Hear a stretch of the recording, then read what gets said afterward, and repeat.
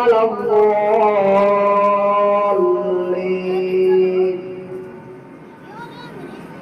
إن الذين قالوا ربنا الله ثم استقاموا تتنزل عليهم الملائكة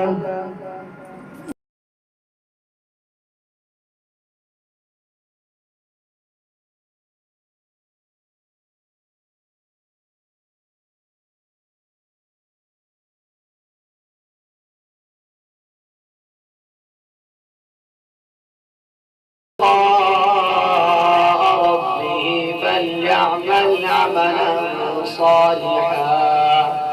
فليعمل عملا صالحا ولا يشرك بعبادة ربه أحدا صدق الله العظيم.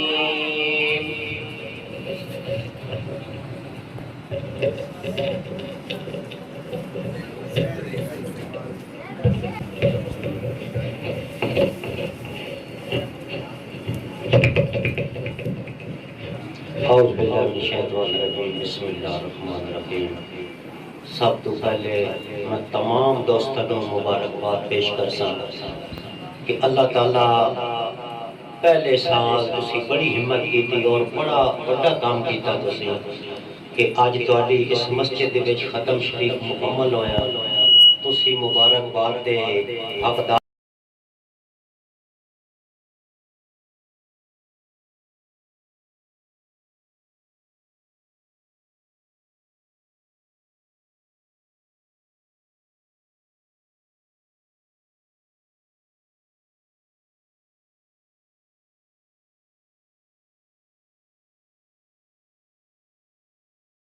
آخری نبی تھے اور ہم آخری امت ہے. نہ ہمارے بعد کوئی اور امت آئے گی، نہ اور کوئی نبی آئے گا اور نہ کوئی کتاب آئے گی.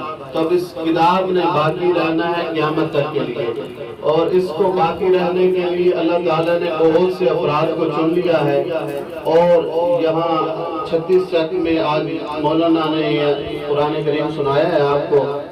اور آپ جانتے ہیں قرآن کریم یہاں نازل نہیں ہوا، مکہ میں نازل ہوا.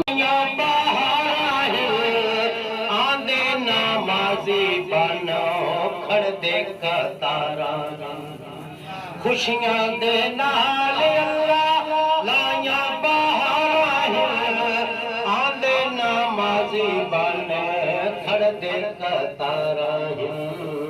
سارے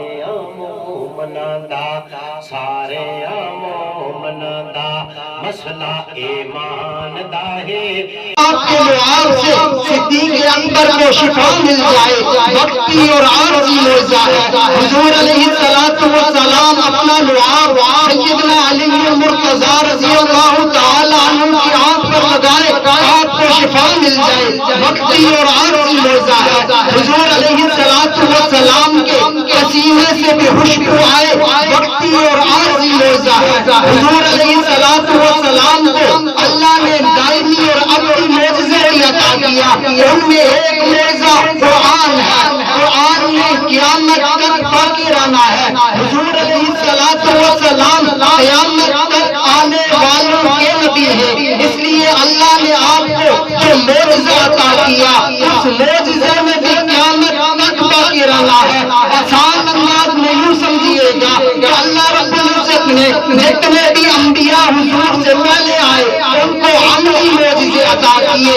جب تک عمل باقی ہے اس کا عمل بھی باقی رہتا ہے. عمل دنیا میں نہ رہے، عمل باقی نہیں رہتا.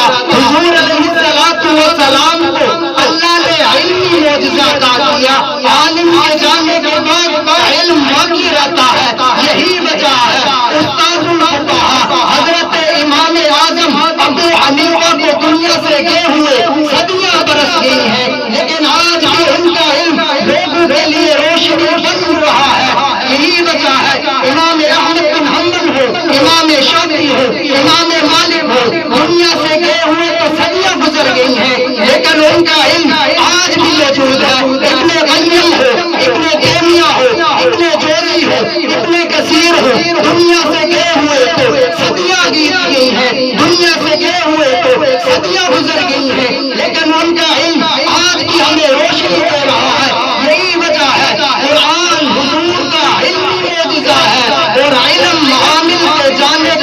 باقی رہتا ہے۔ میرے بھائیو دوستو، قرآن مجید حضور علیہ السلام کا علم